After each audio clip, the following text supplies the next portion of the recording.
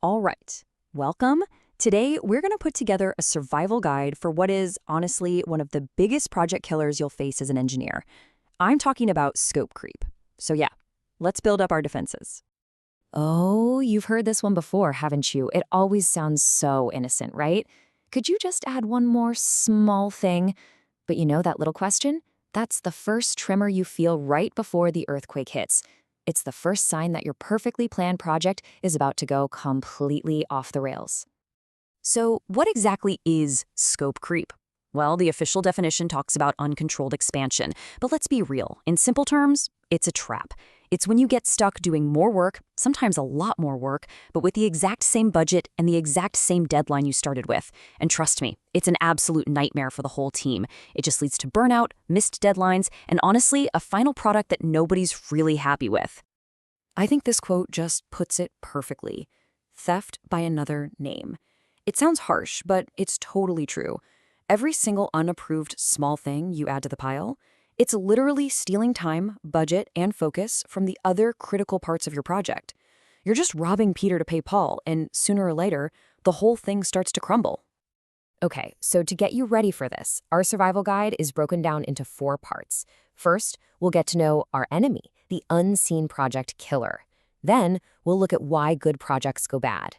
After that, we'll build your proactive prevention plan. And finally, we'll cover how to master project change the right way. All right, first things first. We have to understand the enemy. Let's learn how to spot scope creep out in the wild, because you can't fight what you can't see. And to do that, there are a couple of key ideas you've absolutely got to get straight. Okay, this right here, this is probably the most important distinction you need to make. Requirements are the what. It's what the customer actually needs. But the scope, that's the how. That's all the work your team has to do to deliver on those requirements. Mixing these two up is like confusing your vacation destination with the entire road trip you need to take to get there. They're related, for sure, but they are not the same thing. Now, let's talk about a trap that is super common, especially for engineers who are really passionate and want to impress. It's called gold plating. And look, it comes from a good place. You want to show off your skills, build the absolute best thing you can. But in the world of project management, when you start adding cool features that nobody asked for, after you've already met all the requirements, that's actually a form of self-inflicted scope creep. And here's the crazy part. In project management, that good deed often gets punished. I know, it sounds weird, but think about it. Your idea of perfection might add a feature the customer actually hates, and now you have to spend time taking it out. That's rework. Or even worse, you set this totally unrealistic expectation that your team is just going to deliver extra free stuff on every single project from now on. Not a great spot to be in. Okay, so now we know how to spot scope creep and its sneaky cousin gold plating. But to really stop it, we have to dig deeper and figure out where it's coming from. So in this next part, we're going to play detective and investigate the root causes of why even really good projects go bad. And you know what? Most of the time, it comes down to one of these 5 usual suspects. Think of these as the cracks in your project's foundation, the exact places where scope creep loves to sneak in. Let's break them down with some real-world examples. This hammer and nail analogy is just perfect for explaining this. Imagine a stakeholder comes to you and says, "Hey, can you put a nail in the wall for me?" Sounds simple enough, right? But if you don't stop and ask why they need the nail, you're just going to grab a small one. And then when they try to hang a massive 50-pound painting on it, it all comes crashing down. See, the problem wasn't the nail. It was the vague expectation. You got the what, but you totally missed the why. You see the difference, right? When you don't push for those crucial details on the requirements, you leave the door wide open for scope creep to just waltz right in. Now you're stuck pulling out the wrong nail and putting in a bigger one. That's rework, my friends, and that's classic unplanned scope.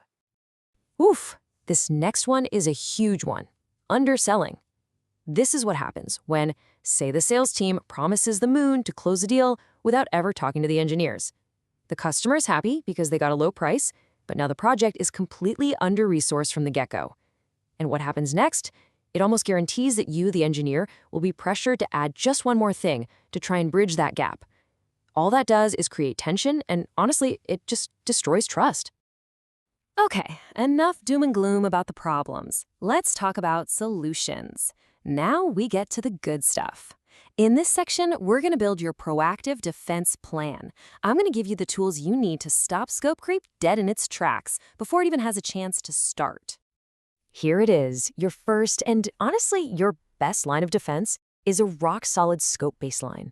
Seriously, think of this document as your project's constitution. It's the one single source of truth that spells out exactly what work is included in the project and, maybe even more importantly, what is not included. So what goes into this baseline? Well, it has a few key pieces. You've got your main project scope statement, but the real magic is in something called the work breakdown structure, or WBS. The best way to think about a WBS is like a family tree for your project. You start with a big, final goal at the top, and then you just break it down, layer by layer, into smaller and smaller chunks of work. Doing this forces everyone to think through every single task. There's no room for guessing. When it's done right, everyone on the team knows exactly what they need to do, and they also know what they're not supposed to do. I want you to burn this sentence into your brain. Make it your personal mantra. The baseline is what protects you and your team. It's your professional shield. It stops you from becoming an unpaid consultant, doing a bunch of work that was never planned for, never budgeted for, and never agreed upon. Now, let's be really clear about something.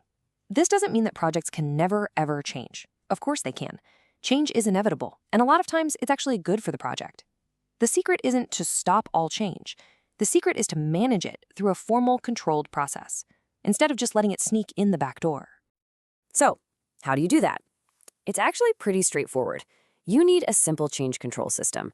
Step 1, any new request has to be put in writing. No more hallway conversations. Step 2, your team looks at it and figures out the impact on time, cost, and resources.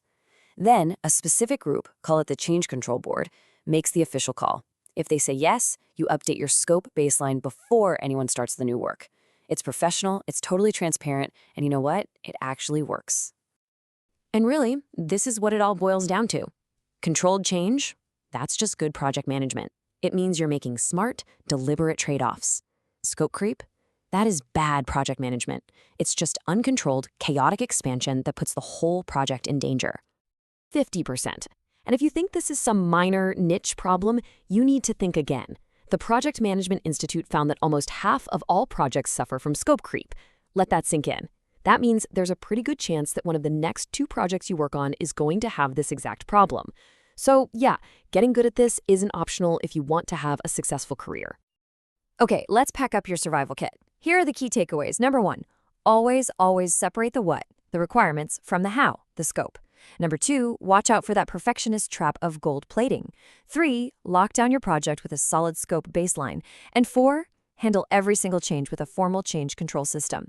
If you can master these 4 things, you're not just dodging a bullet, you're showing everyone that you're a true professional.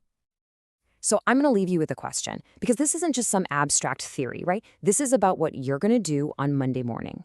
So on your very next project, what is the one question you are going to ask right from day 1 to make sure you really understand the why behind the request?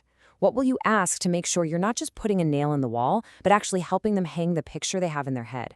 Really think about that one.